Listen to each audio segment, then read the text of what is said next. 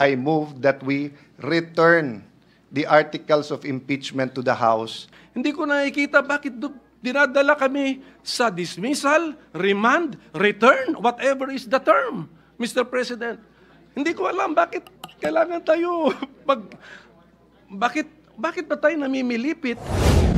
Why use dangerous words, Mr. President? At saka yung pag-restate mo, ang layo na sa return the issues ang sinabi mo. Wala ko narinig yun. Please, do you want it printed, Coco? Mr. President, I don't think magulo dun sa pabor eh. Magulo dun sa hindi pabor. Please raise your hands.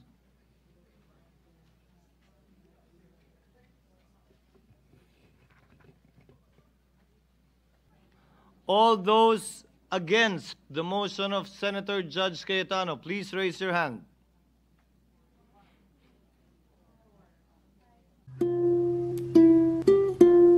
Thank you, Senator Intiveros. To answer the Minority Leader, Senator Judge Pimentel and Senator Judge Villanueva, first, meron bang delay? As far as I can see po, wala. Kasi kapag tinuloy natin tomorrow yung reading, i-issue nyo rin naman yung summons, 10 days, possible reply, 5 days. So 15 days, 15 days plus 11, June 26. Very basic din po sa mga huwes na mas gusto nilang sila mismo nakakakita sa sagot ng mga witnesses because hindi lang yung salita ng bibig, pero yung body language o yung actions. So even if we're going to have a trial on 26, ako, sasabihin ko, 26, tapos magsususpend tayo ng 30. Magpapalit tayo, July or August tayo magpapalit ng 12. So I think it would be wiser na yung 24 na ang mag-hear talaga sa August. Bagkus, tingin ko lalong bibilis. Bakit? Because kapag ka ang issue mo, whether unconstitutional yung articles of impeachment, mahabang diskusyon yon. So by returning it to the House of Representatives, you're giving them the opportunity to make it very clear. It's akin, Mr. President, to a certification, to certify non-forum shopping. So sa mga korte natin, dahil bawal na kung saan-saan ka mag-file, magfa-file ka ng non-forum shopping. No, so I'll make that clear. Pasensya na, I take it very well, Minority Leader, yung sinabi mo, wag subject to style. It was because I was using our two official languages, Filipino and English, in explaining. That's why subject to style. No? The last thing I want to answer is that I don't think there is anything anomalous about returning it to the House but yet issuing the summons. It's not usual, but it's not anomalous. Why? If we send it back to the House for them to certify, pinadala mo rin naman yung same articles sa defendant or sa Vice President para sagutin. So pagbalik natin ng July or August at sinabi nila hindi na sila interesado, for the record na yung sagot ng Vice President. Kung sinabing tuloy, yun din naman yung sagot. Kasi hindi po natin sinasabi na pag niremand o sinaole o binalik sa House of Representatives, ay pwede nilang palitan yung articles of impeachment. Hindi nila pwedeng palitan. Yes. Ang pwede lang nilang gawin ay i-certify nga at ibigay sa atin yung circumstances para hindi na tayo mag-judicial notice, hindi na tayo magsupina.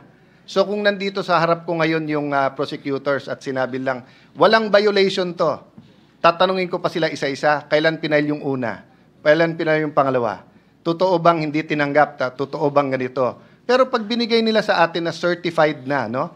Meaning pinirmahan nila at pinirma ng mga may hawak ng dokumento, we can decide based on that and it will give us time. So to try to articulate the motion, no? I move to amend the motion of Senator De La Rosa to dismiss. And instead, I move that we return the articles of impeachment to the House until such time that they certify to us that they did not violate the Constitution, in particular, the filing of more than one impeachment in a year. And number two, a communication from the 20th Congress that they will pursue the impeachment against the Vice President. So let me stop there, Mr. President, and I hope I stated it correctly. Senator Ontiveros is recognized. Salamat, Mr. Presiding Officer. Para lang mag-ambag pa sa diskusyon, ninonote ko po yung amendment sa motion na ginawa ni Senator Judge De La Rosa at nag-object pa rin po ako sa motion na yan. Pero una po, dun sa point ni Senator Judge De La Rosa na a motion to dismiss is inherent in the powers of every judicial or quasi-judicial body. Hindi po ito totoo. Sa katunayan, maraming rules of procedure actually sinasabi na ang motion to dismiss ay prohibited pleading. Gaya po ng rules of procedure na nag-govern sa mga intercorporate controversies. At kahit pa po kung kailan sila pinapayagan, kung kailan pinapayagan yung motion to dismiss, a motion to dismiss is a litigious motion at hindi po pwedeng i-grant na hindi binibigyan yung affected party ng pagkakataon na marinig. Hindi lang po yan ang gusto kong puntuhin talaga, Mr. Presiding Officer. The one-year bar rule has already been clarified in the case of Gutierrez versus House of Representatives Committee on Justice, GR number 193459, February 15, 2011, gaya ng kinote din ni Senator Judge Poe. The court in re explained that multiple impeachment complaints can be filed basta't iisang referral lamang sa Committee on Justice ang ginawa. Hindi po nilalabag yung 1987 Constitution. Gutierrez explains the rationale for this and I quote, ibang quote po sa quote ni Senator Judge Poe, "It becomes clear that the consideration behind the intended limitation refers to the element of time and not to the number of complaints.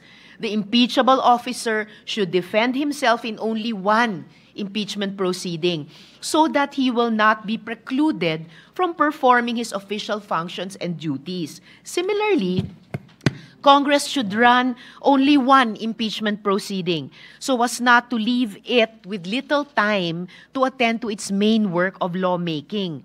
The doctrine laid down in Francisco that initiation means filing and referral remains congruent to the rationale of the constitutional provision.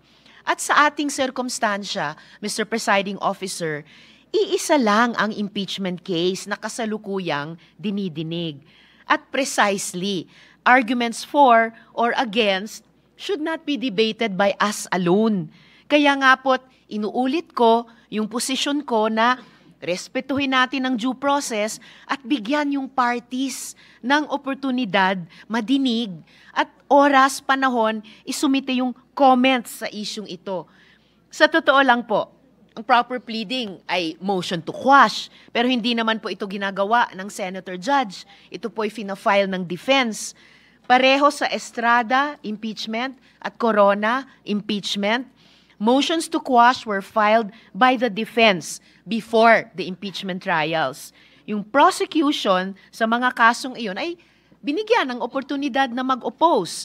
At pagkatapos ng lahat ng iyan, ang impeachment courts ay dinismiss yung motions to quash on the basis of presumption of regularity and parliamentary courtesy. Mr. Presiding Officer, kesyo motion to dismiss o motion to remand, isa lang po yan. O motion to return, iisa lang po iyang lahat. It is an effective termination of the impeachment. Remanding is a functional dismissal. Return is a functional dismissal. Para po sa akin, parang dinribble natin ng matagal tapos ipapasa natin ulit ang bola. Hindi po kailangang ibalik ang articles of impeachment sa House of Representatives para hingin ang sagot nila sa isyung ito. Kailangan lang po silang hingan ng komento.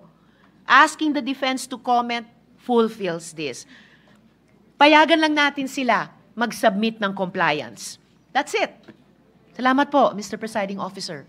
Before recognizing Senator Judges Bato, Tolentino, and Gatchalian, Chair would like to respond in the hope of giving clarity to some of the points raised by Senator Judge Ontiveros. The Chair agrees that this is with the point that an order should be made for them to submit compliance. And the chair views this motion as having that effect.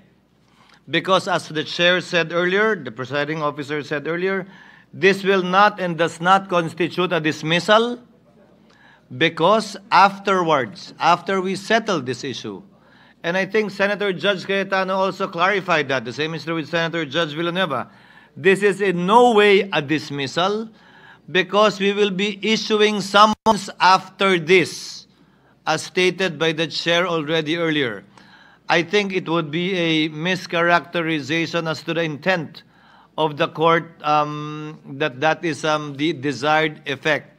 The desired effect, or the effect of this, would be for orders to be issued to the House of Representatives to comply with the 2 points raised by Senator Cayetano, and for the issuance of summons to proceed thereafter. Hence, that proves that this is not a dismissal in any shape, size, or form.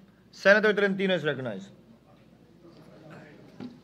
Mr. President, Mr. Presiding Officer, just for the record, I heard something about the lack of President relative to dismissal. Noong pong nakaraang taon, nagkaroon po ng impeachment case si Secretary Alejandro Mayorkas ng U.S. Department of Homeland Security.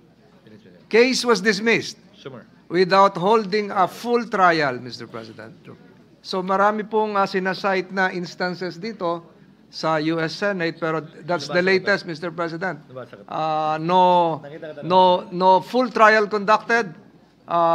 Voting was done along party lines with a score of 51-49, and Secretary Mayorkas of the U.S. Department of Homeland Security's case, he was acquitted. Just for the record, Mr. President. Senator Dismiss. Judge Gatchalian, thereafter, Senator Judge De La Rosa. You may proceed, sir. Thank you, Mr. Presiding Officer.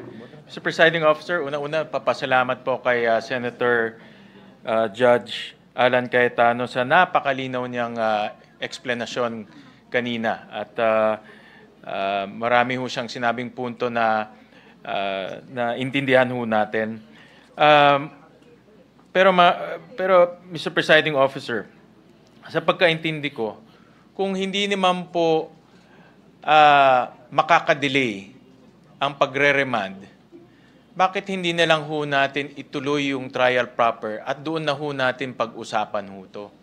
Ako ho, hindi naman ako nag-o-object sa remand. No? Hindi rin ako nag-o-object sa dismiss kung maganda po yung argumento. Pero nakikita ko ilalabas rin ho to ng defense team sa kanilang presentation. At dito ho natin makikita mabuti yung ebidensya, yung argumento, at maririnig rin ho natin sa kabila, sa prosecution team, kung ano yung kanilang argumento. Dahil kung ito ay ibabalik ho natin by remanding, I'm sure isa-certify rin ho nila na ito ay constitutionally sound. No?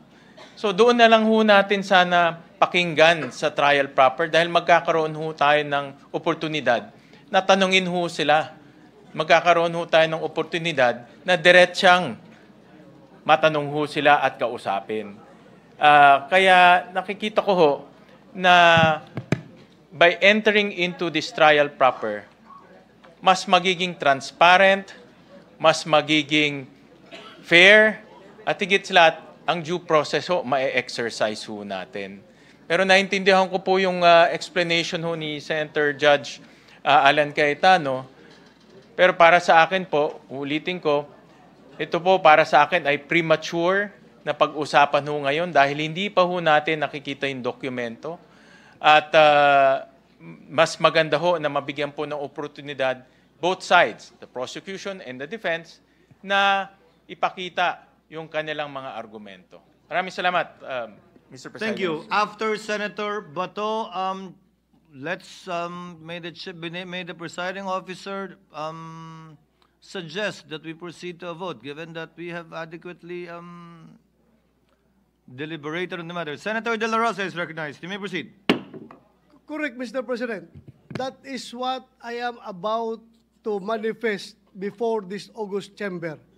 That so much explanations and discussions and debates have been made. Can we please divide the House in order to rule on my motion, Mr. President? Senator, before acting on the motion of Senator Judge De La Rosa, Senator Judge Pimentel, you may proceed, sir. Yes, Mr. President. So, meron na palang properly stated motion. Medyo mahaba-haba din yun. And, Senator the- Cayetano, I believe, stated it earlier. yes, the word is return. So, sabi ko nga, kung ang synonym ng forthwith ay immediate, may synonym din po ang dismiss. Yan po ay remand at saka return. Lalo na kung makita natin that the return is not necessary to achieve the goals of the Senate President. Let's just do what the Supreme Court does when it has a case. Let's issue an advisory. Okay. Bigyan natin ng summons para kay impeached officer. Mag-advisory tayo sa House Panel of Prosecutors.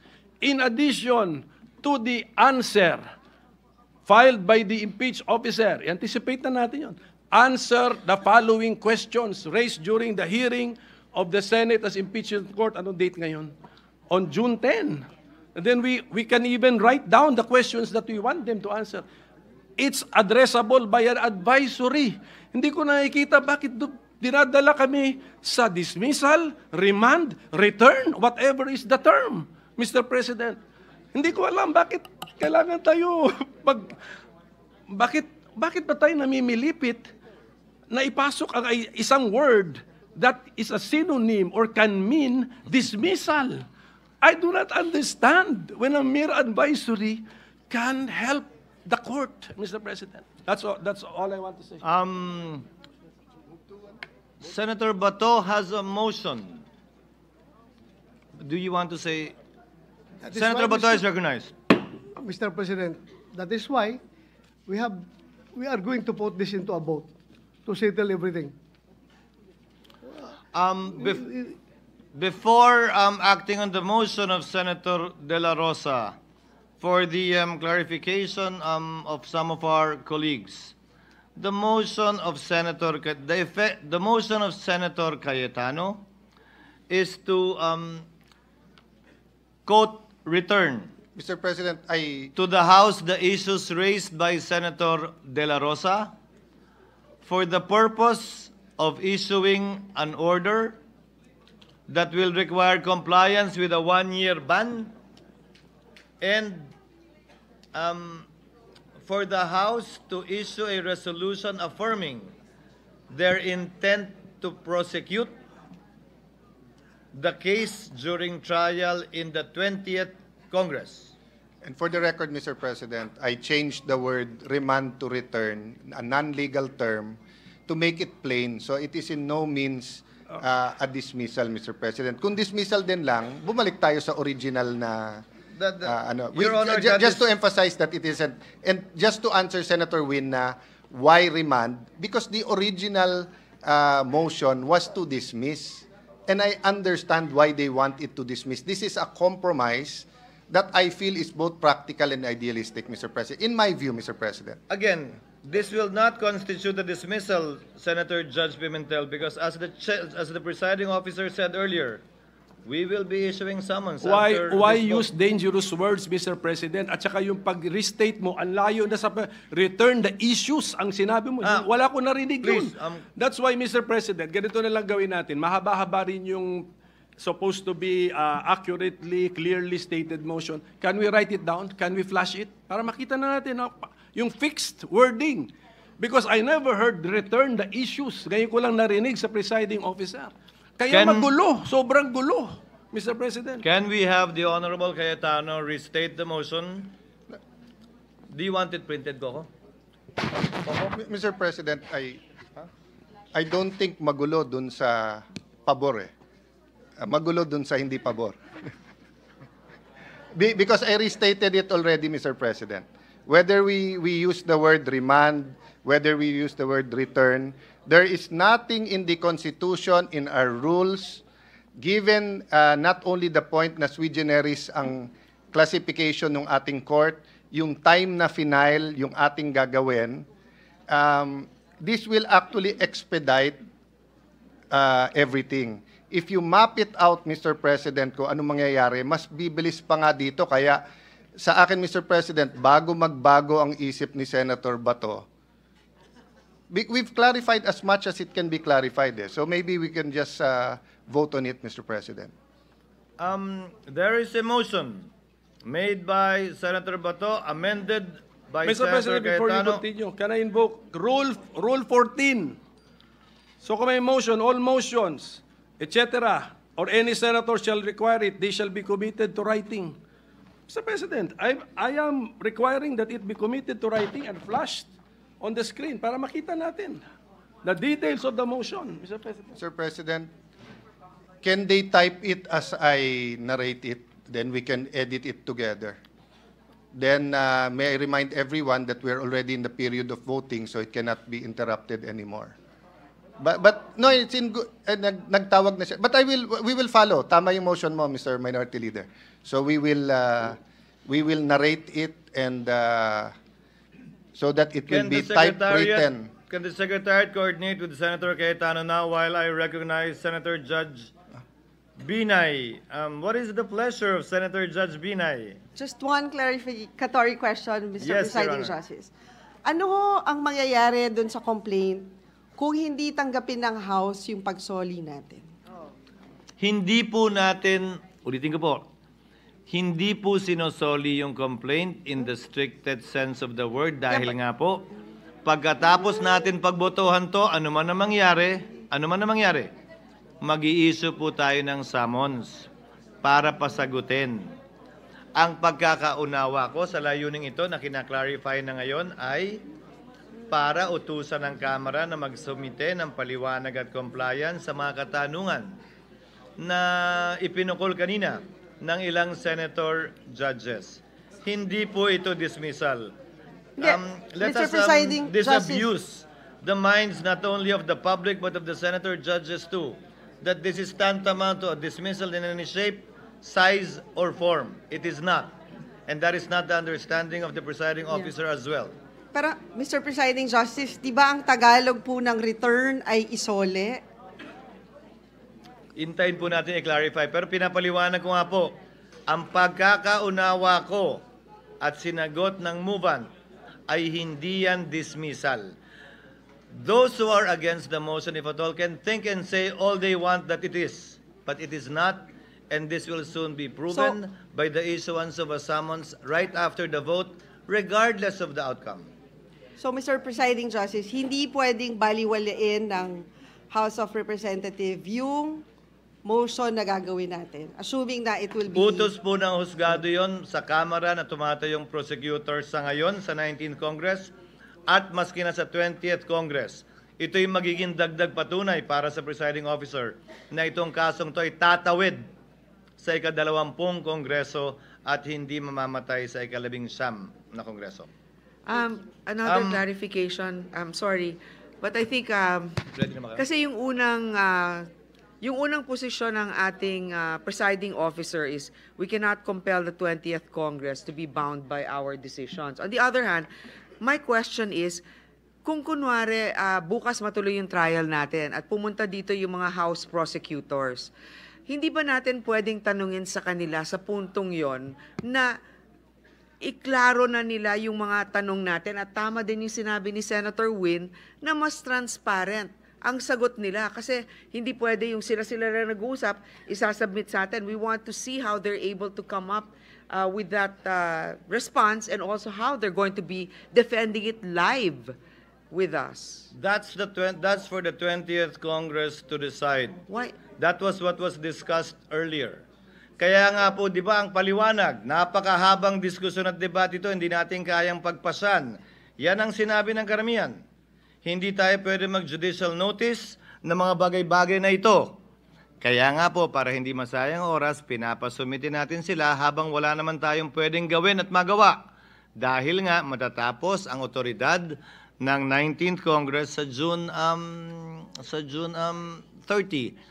At hindi rin pa po trial ito dahil mag-i-issue pa lamang po tayo ng summons ngayong araw na ito, kung saan meron ngang takdang panahon para sumagot ang nasasakdal at kung sakasakali magbigay pa ng reply ang prosecution bago po tayo pumasok dun sa presentasyon ng ebidensya ng magkabilang panig na siyang pinatutungkulan talaga ng trial.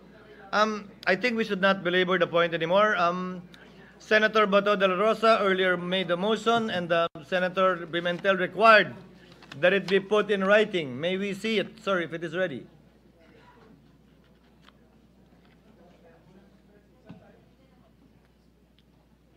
Lalabas, it should come out in the screen. Ready po ba ready?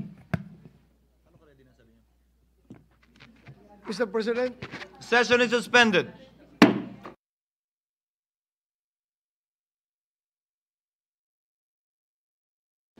A communication from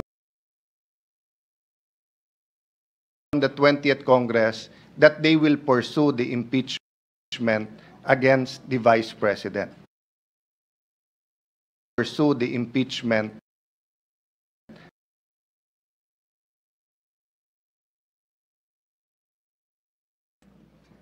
The status of the hearing is that Senator Pimentel requested that the motion be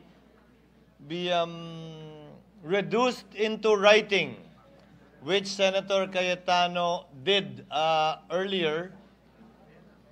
Sir President, should I read it for the record or ask the Secretariat to read it for the record? No, Senator Judge Cayetano, will you please read it into the records before we divide the House and put the matter to a vote? Thank you, Mr. President. Senator Cayetano, you may proceed. Mr. Presiding Officer, I move to amend the motion of Senator De La Rosa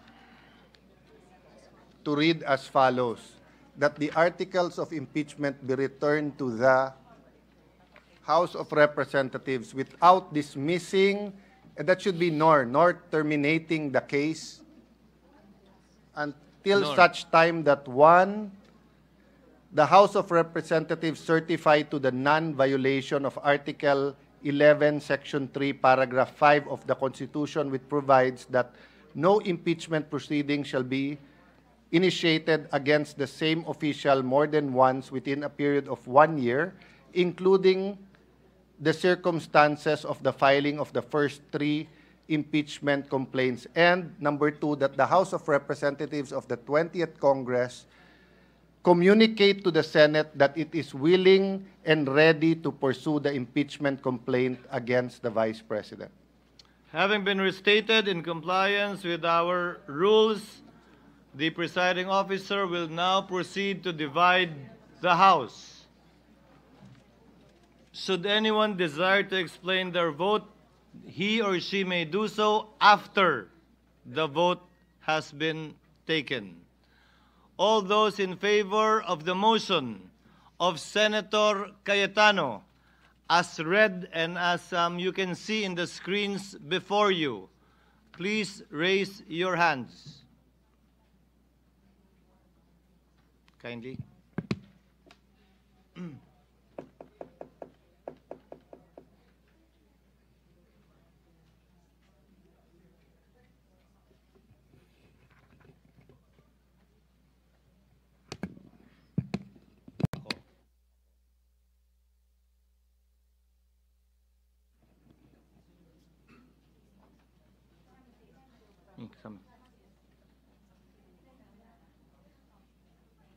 All those against the motion of Senator Judge Cayetano, please raise your hand.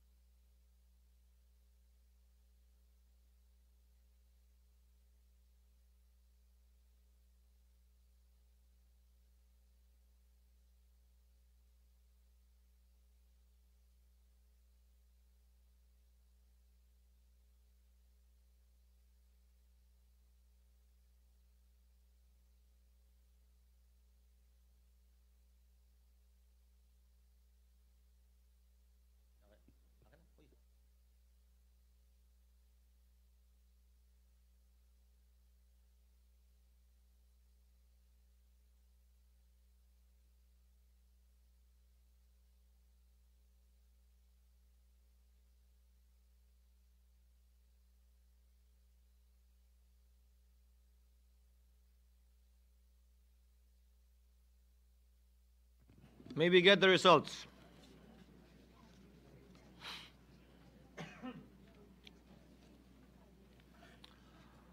With 18 affirmative votes, 5 negative votes, 0 abstention, the motion of Senator Cayetano is carried. What is the pleasure of Senator Judge Tolentino?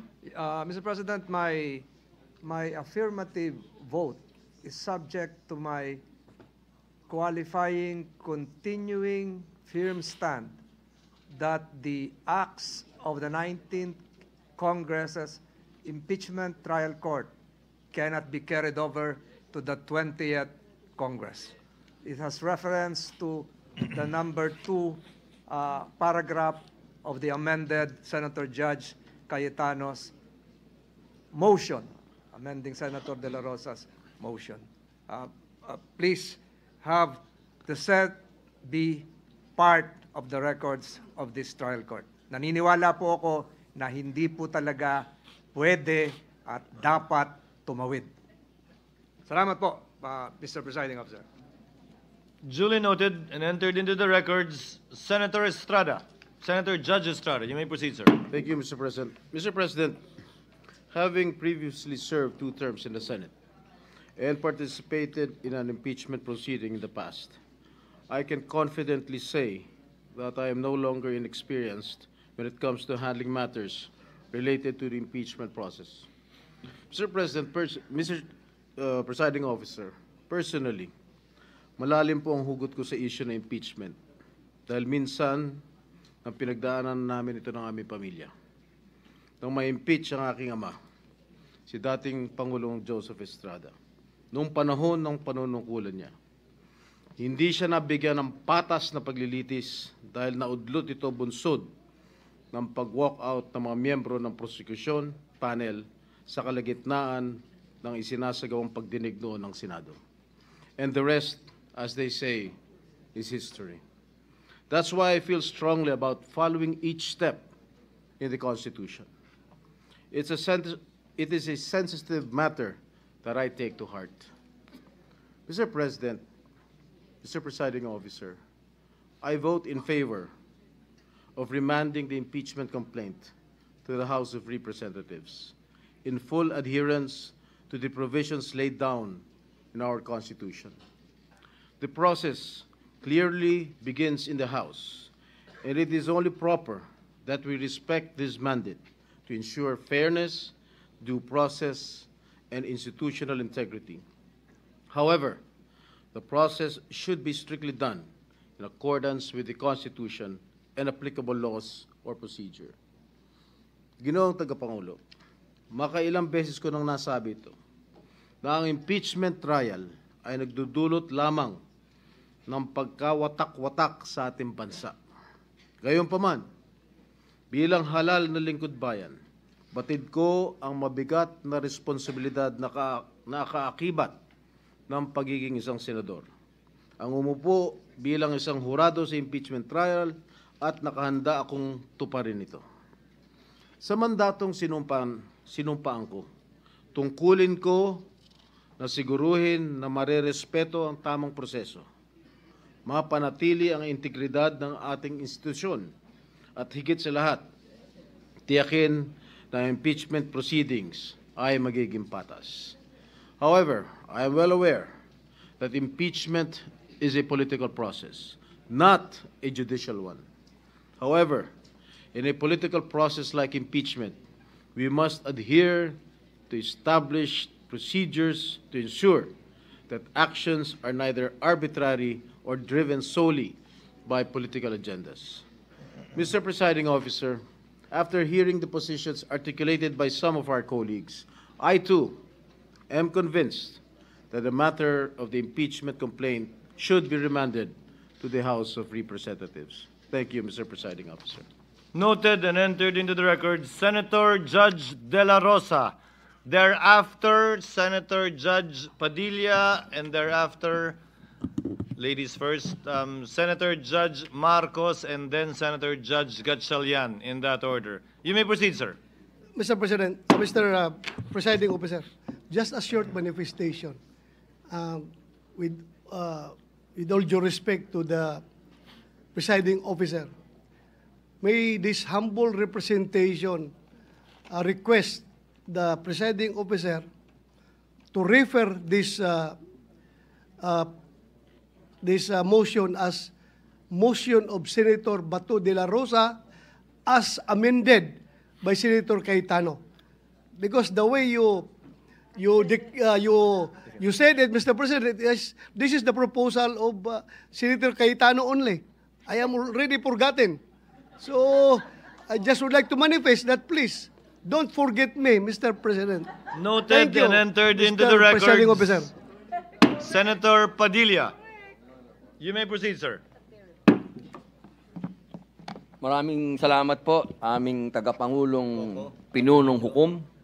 Gusto ko lamang pong lagay sa talaan ng ating bulwagan na ako po ay katulad ni Senator Tolentino ay naniniwala po na hindi na po dapat tumawid pa sa susunod na Kongreso ang impeachment. Yun lamang po. Maraming salamat po. Thank you, Senator Judge Padilla.